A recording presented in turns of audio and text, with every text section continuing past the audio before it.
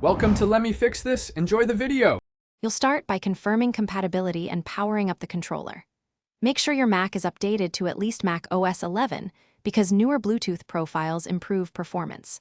Once done, charge the Xbox controller and decide whether to use Bluetooth or a USB-C cable. Cable is lower latency. Turn off other nearby Bluetooth devices to reduce interference and quit the cloud gaming app so Mac OS can prioritize the pairing step. This gets you ready for the actual connection process. You'll now pair the controller.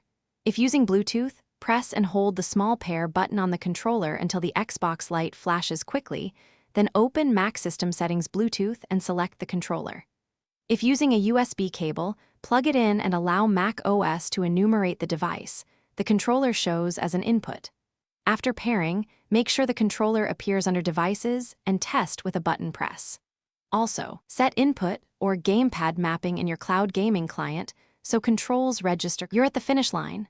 Open your cloud gaming app, choose the controller in its input settings, and start a quick test session to verify buttons, sticks, and triggers. If you see input lag, switch to a wired connection or move to a 5 GHz Wi-Fi network because lower latency matters for cloud play. Make sure Mac OS doesn't block the device in security and privacy. If the controller is unresponsive, remove it from Bluetooth devices and repeat pairing. That reset often resolves stubborn issues.